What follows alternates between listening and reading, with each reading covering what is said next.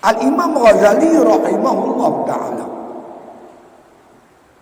ketika memulas tentang takwa, ini membawa sepotong ayat suci Al-Quran Karim yang berbunyi, walaqad wassayna allazina utul kitaba min qablikum wa iyyakum anittaqullah. Demi sesungguhnya, kata Allah, kami telah berwasiat kepada orang-orang yang terdahulu daripada kamu, dan kami juga berwasiat kepada kamu sekarang, yakni umat Muhammad sallallahu alaihi wasallam, anittaqullah, agar kamu bertakwa kepada Allah Subhanahu wa taala. Al-Imam Ghazali kata, ulama-ulama dulu bila orang minta dia bagi nasihat, bagi wasiat, bagi pesanan, mereka berpesan dengan pesan takwa. Sebab Allah sendiri berwasiat kepada orang dulu dan orang sekarang dengan wasiat takwa. Kalau di sana, kata Imam Ghazali, ada satu wasiat yang lebih penting daripada takwa, sudah tentu Allah berwasiat dengan wasiat itu. Tetapi Allah memilih wasiat takwa. Walaqad wassayna allazina utul kitaba min qablikum. Demi sesungguhnya kami telah berpesan atau berwasiat kepada orang-orang dulu yang pernah kami berikan kitab. Wa iyyakum, kami juga berwasiat kamu sekarang dengan wasiat yang sama. Anittaqullah, agar kamu bertakwa kepada Allah Subhanahu wa taala. Soalnya tuan-tuan, takwa ni apa?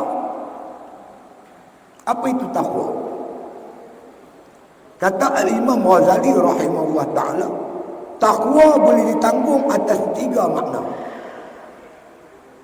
Makna yang paling popular, takwa bererti taat. Macam tuan-tuan dengar khutbah jemaat kan, saya berpesan pada tuan-tuan sekalian dan diri saya agar bertakwa kepada Allah dengan menjunjung cita perintah Allah, menjauh larangannya. Junjung perintah Allah, tinggal larangan Allah, itu artinya taat. Takwa berarti taat. Di mana ulama ambil? Ambil dalam tafsir Ibn Abbas. Ibn Abbas ketika mentafsirkan ayat ya ayyuhallazina amanu taqullaha haqqa tuqatih, ay ya ayyuhallazina amanu atii'ullaha haqqa ta'atih. Wahai orang beriman, bertakwalah kamu kepada Allah dengan sebenar-benar takwa. Artinya, wahai orang beriman, taatlah kamu kepada Allah dengan sebenar-benar taat. Takwa bermakna ta'ah. Takwa artinya taat. Junjung perintah Allah wajib dan sunat, tinggal larangan Allah haram dan makruh. Pejuang Islam tinggal makruh dan haram jauh. Buat wajib sunat, wajib sunat, wajib sunat. Terutama banyakkan amalan sunat. Yang wajib mestilah, sunat kena banyak tuan-tuan. Kerana amalan sunat ni, inilah amalan yang mendekatkan diri kita kepada Allah. La yazalu yataqarrabu ilayya bin nawafili hatta uhibbahu. Sentiasa hamba-Ku yang nak menuntut hampir kepada Aku, mereka dapat hampir kepada Aku dengan mengerjakan nawafil, amalan-amalan sunat. Mungkin orang awam amalan sunat ni sunat bagi mereka, tapi bagi pejuang Islam amalan sunat dah jadi macam wajib. Baca Quran sunat, tapi kena baca hari-hari. Jangan satu hari kamu berlalu tanpa membaca Quran. Tahajud bangun malam penting tuan-tuan. Ini semua amalan-amalan yang mendekatkan kita diri kita dengan Allah, yang membawa Allah hampir kepada kita. Percayalah tuan-tuan, perjuangan ini dengan kedekat kita, perancangan kita tak sampai ke mana, melainkan dengan pertolongan Allah dan kasih sayang Allah Subhanahu wa taala. Sebab itu Allah peringatkan kepada pejuang-pejuang Islam di zaman Rasulullah SAW tentang kemenangan yang mereka mencapai dalam perjuangan. Qul bi fadlillah. wa bi rahmatihi fa bizzalikal falyafrahu wa khairun mimma yajma'un. Kata oleh Muhammad, kemenangan ini semua dengan anugerah Allah dan kasih sayang Allah. Bergembira makna kata dengan kemenangan yang Allah beri ini. Ini lebih baik daripada apa yang kamu himpunkan. Tuan-tuan yang dirahmati Allah Subhanahu wa ta'ala. Makna pertama, taat. Takwa itu artinya taat. Pandangan Ibnu Abbas ini disokong oleh Imam Mujahid. Imam Mujahid ketika menguraikan takwa, dia kata apa? At-taqwa huwa an yuta'a fala yu'sa wa an yuzkara fala yunsa wa an yushkara fala yukfar. Takwa memberi arti an yuta'a fala yu'sa. Allah ditaati sama sekali tak dirhakai. Taat tak derhaka. Wa an yuzkara fala yunsa. Allah diingati, tidak dilupai. Kenapa kita perlu ingat kepada Allah? Kerana lupa Allah, tuan-tuan, membawa orang dekat dengan maksiat. Nabi kata orang tu takkan berzina kalau dia ingat Tuhan. Dia takkan mabuk minum arak kalau dia ingat Tuhan. Punca manusia buat maksiat, rasuah dan sebagainya, berpunca daripada lupa kepada Allah Subhanahu wa ta'ala. Wa yushkara fala yukfara. Allah Ta'ala disyukur akan nikmatnya dan tidak dikufur akan nikmatnya. Jadi makna takwa pertama, taat. Yang kedua, makna takwa itu takut. Wala tashtaru bi ayati samanan qalila wa iyaya fattahun. Jangan kamu jual ayat Allah dengan harga yang sedikit. Kepada akulah hendak kamu bertakwa. Takwa di sini, kepada akulah hendak kamu takut. Siapa yang paling takut kepada Allah? Para alim ulama. Kita ada seorang tok guru nama Tuan Guru Haji Nawawi. Cerita ni tuan-tuan termuat dalam Suara Majlis. Suara Majlis keluaran Jabatan Mufti Perak menceritakan satu insiden yang berlaku di hadapan Sultan Alang Iskandar. Sultan Alang Iskandar panggil ulama-ulama Perak berhimpun di istana ada di Bukit Candan di bulan Ramadan. Waktu tak masuk lagi. Masa tu waktu masuk, tuan-tuan, buka puasa pukul 7. Pukul 6 Sultan suruh makan. Sultan kata makan. Tengok jam, pukul 6. Sejam lagi nak buka puasa, Sultan suruh makan. Semua sengap, tak kata apa. Masa itulah bangun Tuan Guru Haji Nawawi. Dia kata apa? Hei Alang Iskandar, hang nak masuk neraka, hang masuk neraka seorang, hang jangan heret kami. Ya. Suasana tegang kan, sengap sui. Tiba-tiba Sultan Alang Iskandar tunduk sambil menangis. Basah pipi dia. Alhamdulillah, dia kata, Perak masih ada ulama. Dia baca ayat Quran, innama yakhshallaha min ibadihil ulama. Yang takut kepada Allah, kalangan hamba Allah itu, kepada Allah itu ialah para alim ulama. Jadi kita dapat dua makna. Orang yang bertakwa ni sentiasa taat kepada Allah dan sentiasa takut kepada Allah Ta'ala. Makna ketiga,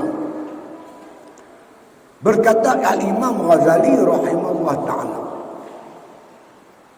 wahai muridku, kalau kamu nak tahu apa itu makna takwa, kamu selidik daripada datangnya perkataan takwa itu.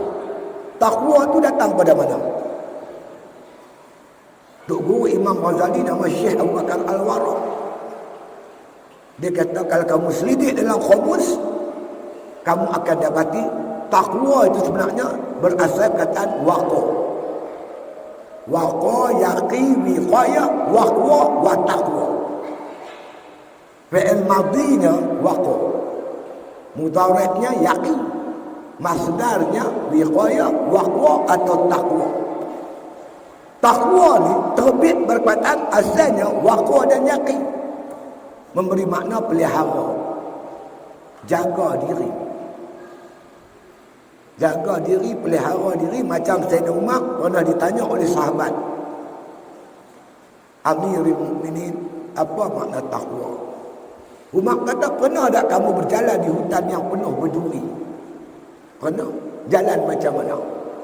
Berhati-hati. Orang bertakwa tu berhati-hati. Berhati-hati apa? Terhadap perkara yang halal. Yang haram kita tolak lama dah. Ini yang halal. Kita berhati-hati. Ambil yang halal ni sekadar perlu untuk buat ibadat. Halal apa salah? Halaluha hisabun wa haramuha azabun. Yang halal akan disoal, dihisab besok di akhirat. Setengah orang kata dihisab apa takut?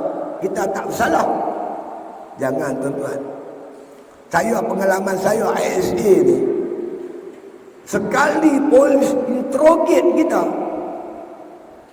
pagi sampai petang, seminggu tidur tak lena, sakit kepala. Itu baru special branch interrogate. Bagaimana tuan-tuan kalau kita diinterrogate oleh Allah Ta'ala, disiasat oleh para malaikat? Jangan cakap lah. Soal siasat saja pun menyiksa dah tuan-tuan. Tuan-tuan ambil yang halal untuk buat ibadat, Tuhan tak soal. Kalau kita ambil yang halal dengan tujuan bermewah-mewah, bersedap-sedap, akan dihisap oleh Allah Subhanahu wa taala. Bagi ahli sufi, hisab tu satu penyiksaan. Innama tumiyal muttaqun muttaqina litarkihim ma la ba'sa bihi hazaran amma bihi ba'sun. Kata Nabi SAW, innama tumiyal muttaqun, sesungguhnya yang dinamakan orang yang bertakwa. Nabi sendiri kata, Nabi bagi takrif takwa itu apa? Muttaqina, berhati-hati, litarkihim ma la ba'sa bihi, meninggalkan perkara yang tak mendatangkan mudarat. Apa perkara tak mendatangkan mudarat? Halal. Yang halal ditinggal, ambil sekadar perlu. Pasal apa? Hazaran amma bihi ba'sun, kerana berjaga-jaga, takut jatuh kepada yang dilarang oleh Allah Ta'ala. Kalau kita tuan-tuan membiasakan diri hidup mewah, pakaian mahal-mahal, kenderaan mahal-mahal, rumah hebat-hebat, walaupun halal, kita takut kalau ini jadi budaya hidup kita, hidup bermewah, tak dapat yang halal, haram kita sambung. Betul tuan. Tambah kita dibuka ruang oleh Allah, dapat berkuasa, boleh memerintah, pegang jawatan, kita lagi kena takut. Contoh kita ada tuan-tuan, Tok Guru Ni Aziz, Tok Guru Haji Hadi. Tok Guru Ni Aziz berapa lama jadi menteri besar? Hampir 30 tahun. Menteri besar, power besar, balak tanah, industri, nak buka perniagaan gedung-gedung di bawah kuasa dia. Tapi tuan-tuan tengok, dia tak terliuk pun dengan dunia. Rumah yang tu lah dia duduk. Rumah tu lah sampai mati. Pagar pun tak ada. Pakaian yang ada pada Tok Guru Haji Ni Aziz macam pakaian yang ada pada badan saya. Jubah dia, jubah saya lebih kurang RM50 selai. Baju dalam dia macam baju dalam saya, pagoda, RM10. Kain pelekat dia macam kain pelekat saya, RM15 gajah duduk. Serban dia RM10 macam serban saya. Kepiah saya, kepiah dia, kepiah jahit saya RM10. Di badan dia tak sampai RM100. Orang macam ni tuan-tuan, agak-agak Cina berani tepuk belakang lah. Haji lah. Boleh lah? Boleh tepuk belakang lah? Orang nak tepuk belakang tak berani. Gerun dengan ketakwaan yang ada pada Tok Guru ni Aziz. Betul tuan-tuan. Seorang wartawan daripada Jerman tuan-tuan. Dia datang nak interview Tok Guru Haji ni Aziz. Saya baca tulisan dia. Dia sampai-sampai depan rumah Tok Guru. Dia tanya orang, mana rumah Tok Guru Menteri Besar Kelantan? Dia pun tunjuk ni, pagar. Tak ada rumah kampung. Kan? Orang yang ditanya tu baru keluar pada kebun pisang.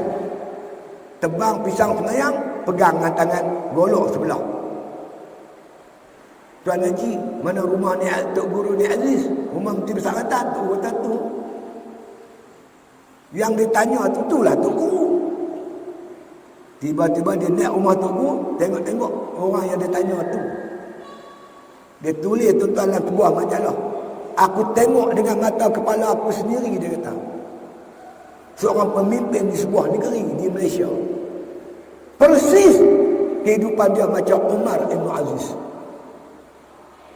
Maka dia kata jaga-jaga, Islam akan bangkit di Malaysia.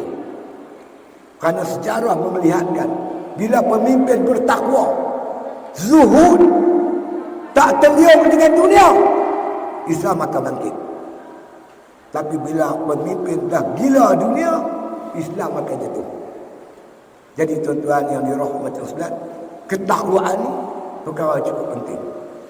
Wa tazawwadu fa inna khairaz zadi taqwa.